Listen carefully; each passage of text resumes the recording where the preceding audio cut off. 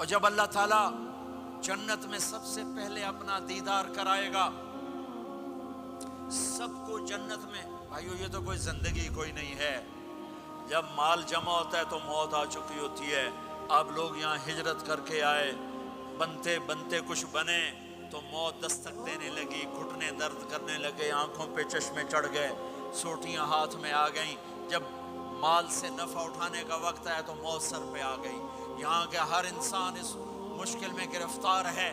جب اپنی دنیا سے کمانے کا، حاصل کرنے کا وقت آتا ہے تو موت دستک دے رہی ہوتی ہے. اور موت تھوڑا پیچھے ہٹ جائے تو بڑھاپا تنگ کرنے آ جاتا ہے، بیماریاں تنگ کرنے آ جاتی ہیں، پریشانیاں سر پہ آ جاتی ہیں.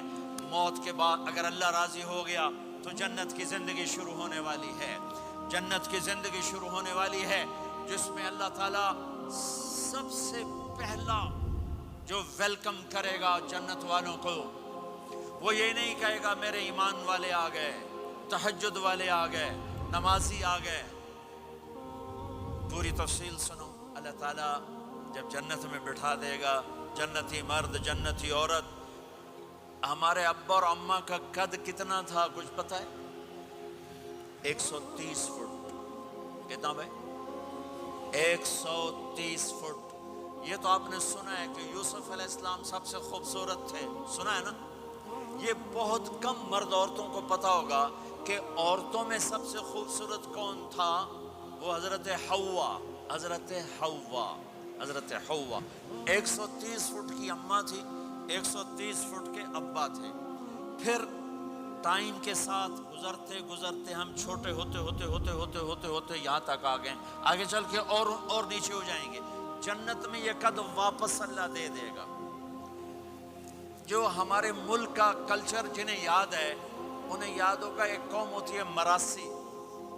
پتہ ہے نا مراسی؟ سنا؟ بڑی نازک قوم ہوتی، صرف زبان کی روٹی کھاتے ہیں، کم کو نہیں کرتے. تو زمیندار نے مراسی کے ذمہ لگا یہ میرا گھوڑا ہے، اس کی مالش کر. وہ گھوڑے کی مالش مشکل کام ہے. وہ شروع ہو گیا. جب زمیندار گھر گیا وہ سو گیا. وہ سویا تو چور گھوڑا کھول کے لے گئے. جب صبح اس کی آنکھ کھلی تو گھوڑا غائب تھا. تو اس نے کہا ابھی مارے گئے، آج میری خیر نہیں. وہ گھر گیا، خرگوش لا کے باندھ کے مالش شروع کر دی. جب تھوڑی دیر بعد زمیندار باہر نکلا، اس نے کہا میرا گھوڑا کی دیکھے جی آئے کھلوتا ہے. اس نے کہا تیرا ستیہ ناس ہوئے، گھوڑا ہے وہ تو خرگوش ہے. صحیح گھوڑا ہے. ساری رات مالش کی تھی تو گھس گھس گھس گھس گھس گھس گھس اے آ کھلوتے. ہمارے اماں ابا تھے 130 فٹ. پیسج آف ٹائم گھستے گھستے گھستے یہ ہمارے قد آ گئے. جنت میں پھر اللہ واپس کرے گا 130 فٹ. ایک عرب نوجوان کہنے لگا اتنے قد کی کیا ضرورت ہے، ہمیں اتنا ہی کافی ہے. میں نے کہا تو یہ پتہ ہے جنت کی کھجور کتنی لمبی ہے؟ کھجور درخت نہیں، پھل دانا کا نہیں.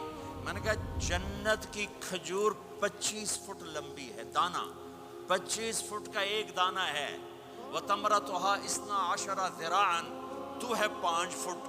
تو کھجور کے نیچے سے گزرا، اوپر سے ایک دانہ تیرے سر کے اوپر گرا، تو وچے مر جاؤنا. پھر مسرات سے معذرت کے ساتھ جنت کی حور کا قد ہے 130 فٹ اور تو گیا 5 فٹ. وہ تو تجھے جیب میں ہی ڈال لے گی. پھر پوچھے میرا ہسبینڈ کدھر گیا ہے؟ اور وہ جو لباس پہنتی ہے، لباس وہ 3 میل کے ریڈیس میں گھومتا ہے. 3 مائل کے ریڈیس میں اس کا لباس گھومتا ہے. کسی ایک بو جج پا کے انہیں بھول جاؤنی کہ ہسبینڈ گیا کدھر. لہٰذا تمہیں بھی 130 فٹ کرے گا، ان کو بھی 130 فٹ کرے گا. اور وہ جنت کی لڑکیاں تو پہلے 130 فٹ ہیں. ام سلمہ نے پوچھا یا رسول اللہ جنت کی عورت کا درجہ بڑا ہے یا ایمان والی عورت کا؟ آپ نے کہا ایمان والی عورت کا. کہ وہ کیوں؟ کہا بِصَلَاتِهِنَّ وَصِيَامِهِنَّ وَعِبَادَتِهِنَّ. جنت کی عورت نماز نہیں پڑھتی، ایمان والی عورت نماز پڑھتی ہے. جنت کی عورت روزہ نہیں رکھتی، ایمان والی عورت روزہ رکھتی ہے. जन्नत की औरत इबादत नहीं करती, ईमान वाली औरत इबादत करती है, इसके बदले में अल्लाह ताला उनको जन्नत की औरतों से आली मकाम नसीब फरमाएगा। और ईमान वाली औरत जन्नत की औरत से 70,000 गुना ज़्यादा खूबसूरत हो जाएगी, 70,000 गुना ज़्यादा खूबसूरत। और जन्नत में एक मुकाबला होगा, ईमान वाली औरतें, जन्नत की औरतें इकट्ठी, जन्नत की औरतें कहेंगी जिंदा रहीं, मौत ना आई, जवान रहीं, बुढ़ापा ना आया, हमेशा राजी रहीं, नाराज ना हुई, हमेशा साथ दिया, छोड़ा नहीं। और दुनिया की औरत में ये सारी बातें हैं, मौत भी आई, बुढ़ापा भी आया, लड़ाइयाँ भी हुई, झगड़े भी हुए, जुदाई भी हुई। नेक से नेक औरत 89 का हज था, तो हम बॉर्डर पे बैठे थे मीना के, मुज़दलिफ़ा के साथ, भाई फजर की नमाज पढ़ेंगे और निकल जाएंगे।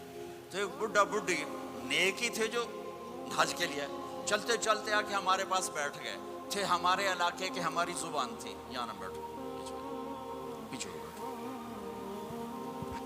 थोड़ी देर गुजरी तो बुढ़ा कहने लगा उठी टुरिए, साए सफर पे है।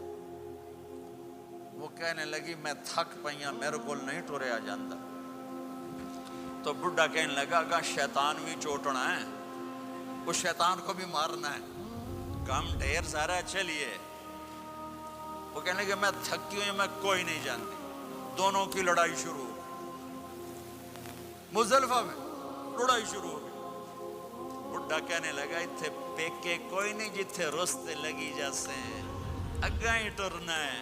अब पता नहीं समझ में आया कि नहीं, बात बड़ी मजेदार है।